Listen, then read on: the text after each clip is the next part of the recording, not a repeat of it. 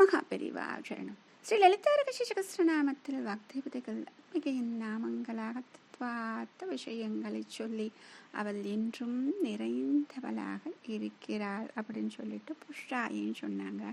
அடுத்தது, அப்படி நிறைந்தவளாக இருந்தால் அவளுக்கு என்று என்ன ஒரு பெயர் இருக்கும் என்றால், ஓம் புராதனாயை நமஹ, ஓம் புராதனாயை நமஹ. இப்போ சமஸ்கிருதத்தில் மட்டும் கிடையாது, தமிழிலும் புராதனம் என்றால் மிகவும் பழமையானது அப்படின்னு நம்ம சொல்கிறோம் இல்லையா? அப்போ எல்லாவற்றுக்கும் பழமையானவளாக அவள் இருக்கிறாள். ஏனென்றால் இவளுக்குத்தான் விருத்தா என்ற நாமத்தை சொன்னார்கள் இல்லையா? இருப்பதிலேயே மிகவும் பழமை வாய்ந்தவளாக. ஆனால் அதற்கு எதிர்ப்பதமாக அவள் எப்படி இருக்கிறாள்? நித்திய யௌவனாவாக இருக்கிறாள். ஆக நித்திய யௌவனாவாக இருந்தாலும் நிறைவுற்றவளாக மிகவும் பழமையானவளாக இருக்கிறாள். ஆக அவளே மிகவும் பழமையானவளாக இருந்தாலும் அந்த நிறைவில் ஒரு குறைவும் இல்லாமல் இருக்கிறாள். இதில் என்ன சொல்கிறாங்க அப்படின்னா, இந்த பிரம்மம் எப்படி பூர்ண ஸ்வரூபத்துடன் இருக்கிறது அப்படின்னு. இதுக்கு அழகாக நம்ம வேதத்தில் சாந்தி மந்திரம், நம்மளுக்கு எல்லாருக்குமே தெரிஞ்ச ஒரு சாந்தி மந்திரம், அற்புதமான இந்த சாந்தி மந்திரத்தில் இந்த பூரணத்துவத்தை பற்றி அழகாக சொல்லியிருப்பாங்க.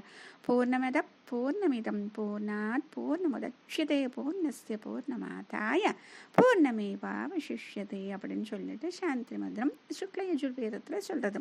அதுவும் பூர்ணம், இதுவும் பூர்ணம். ஒரு பூர்ணத்தில் இருந்துதான் இன்னொரு பூர்ணம் வெளிவந்திருக்கிறது. இப்போ என்ன ஆகும்? எப்போவுமே ஒரு பொருளுக்கு அதில் இருந்து கொஞ்சம் எடுத்துட்டோம்னா அதில் ஒரு குறைவன் இருக்கும் இல்லையா? ஆனால் இதில் என்ன அதிசயம் அப்படின்னா, அந்த பூர்ணத்திலிருந்து தான் இன்னொரு பூர்ணம் வந்திருக்கிறது.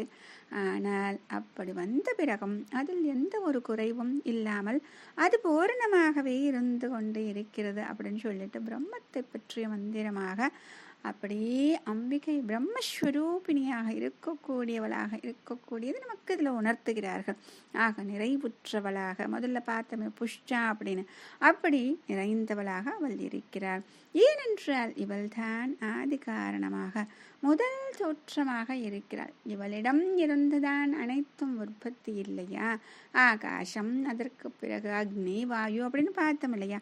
அப்படி அனைத்தும் வந்ததால் இவள்தான் புராதனமானவள், மிகவும் பழமையானவள், தொன்மையானவள். அபிராமி அந்த அழகா பட்ட சொல்லியிருப்பார், கரை கண்டனுக்கு மூத்தவளே என்றும் நோவா முகுந்தற்கு இளையவளேன்னு.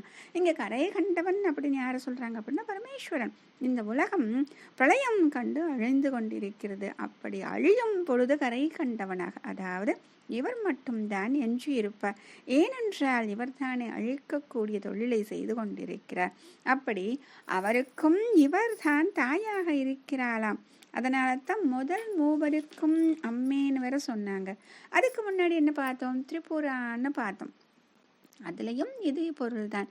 எப்படின்னா, அப்படின்னா 3 மும்மூர்த்திகள் அப்படின்னு வச்சுக்கிட்டோம். அப்படின்னா புறா என்றால் முன்னால், தொன்மையான, பழமையான அப்படின்னு அர்த்தம்.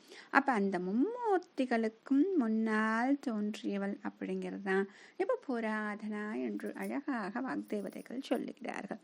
மகாபெரியவா சரணம்.